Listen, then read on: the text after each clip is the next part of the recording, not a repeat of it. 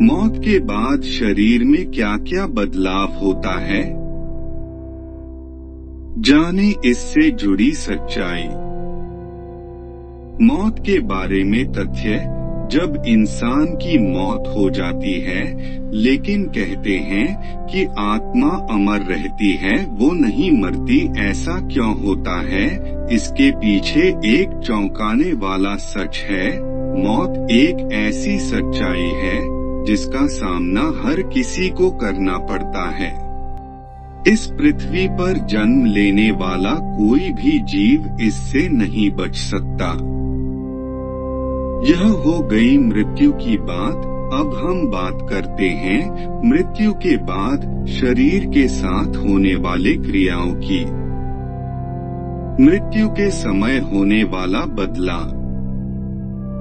वैज्ञानिकों के अनुसार मृत्यु का क्षण वो होता है जब दिमाग काम करना बंद कर दे और दिल की धड़कन और सांस रुक जाएं। डॉक्टर इसे अपनी भाषा में ब्रेन डेड कहते हैं, वहीं आम भाषा में इसे मौत कहा जाता है।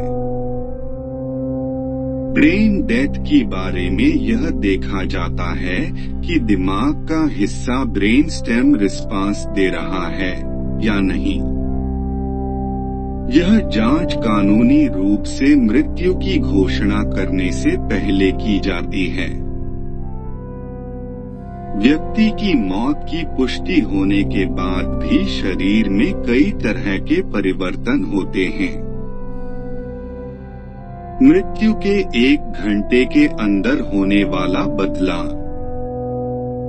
मौत के बाद शरीर की सभी मसल्स रिलैक्स हो जाती हैं, जिसे मेडिकल की भाषा में प्राइमरी फ्लेक्सिबिलिटी कहा जाता है। इससे पलकें अपना तनाव खो देती हैं, पुतलियां सिकुड़ जाती हैं, जबड़ा खुल जाता है और शरीर के जोड़ और अंग लचीले हो जाते हैं। मांसपेशियों में तनाव के नुकसान से त्वचा ढीली हो जाती है। वहीं हृदय रुकने के कुछ मिनटों के भीतर पेलोर मोर्टिस नामक प्रक्रिया शुरू हो जाती है। शरीर पड़ने लगता ठंडा। शरीर का सामान्य तापमान 98.6 फ़ारेनहाइट होता है। मृत्यु के बाद यह गिरने लगता है। यह तब तक गिरता है जब तक यह आसपास के परिवेश के तापमान तक नहीं पहुंच जाता। इसे एल्गार मोर्टिस या डेथ चिल के रूप में जाना जाता है। तापमान पहले घंटे में 3 से 2 डिग्री सेल्सियस और इसके बाद हर घंटे में 1 डिग्री गिरता है। मांसपेशियों के रिलैक्स होने से कई बार शरीर से मलमूत्र निकल सकता है। 2 से 6 घंटे के बीच होने वाला बदलाव। मृत्यु के बाद जब दिल काम करना बंद कर देता है और रक्त पंप नहीं करता, तो भारी लाल रक्त कोशिकाएं गुरुत्वाकर्षण की क्रिया से सीरम के माध्यम से डूब जाती हैं। इस प्रक्रिया को लिवर मोर्टिस कहा जाता है, जो 20 से 30 मिनट के बाद शुरू हो जाता है। वहीं मृत्यु के 2 घंटे बाद तक मानव आंखों द्वारा देखा जा सकता है, जिससे त्वचा की बैंगनी लाल मलिनीकरण हो जाती है। वहीं मृत्यु के बाद तीसरे घंटे से शरीर की कोशिकाओं के भीतर होने वाले रासायनिक परिवर्तन से सभी मांसपेशियां कठोर होने लगती हैं, जिसे रिगर मोर्टिस कहते हैं। इसे मृत्यु का तीसरा चरण कहा जाता है। इससे शव के हाथ पैर अकड़ने लगते हैं।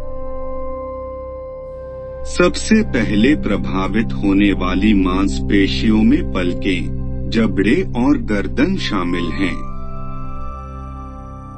इसके बाद चेहरे और छाती, पेट, हाथ और पैर प्रभावित होते हैं।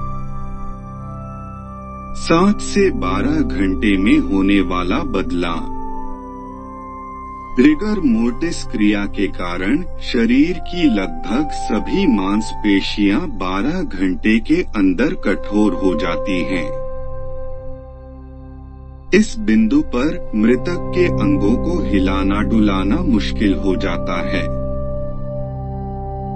इस स्थिति में घुटने और कोहनी थोड़े लचीले हो सकते हैं, वहीं हाथ व पैर की उंगलियां असामान्य रूप से टेढ़ी हो सकती हैं। 12 घंटे बाद शरीर में बदलाव। सेल्स और भीतरी टिश्यू के भीतर निरंतर रासायनिक परिवर्तनों के कारण मांसपेशियां पूरी तरह से ढीली हो जाती हैं। इस प्रक्रिया को सेकेंडरी फ्लेसिडिटी के रूप में जाना जाता है। इस बिंदु पर शरीर की त्वचा सिकुड़ने लगती है और यह भ्रम पैदा होता है कि बाल और नाखून बढ़ रहे हैं। इस स्थिति में सबसे पहले पैर की उंगलियां प्रभावित होना शुरू होती हैं। 48 घंटे के भीतर चेहरे तक का हिस्सा प्रभावित होता है। इसके बाद शरीर गलने लगता है।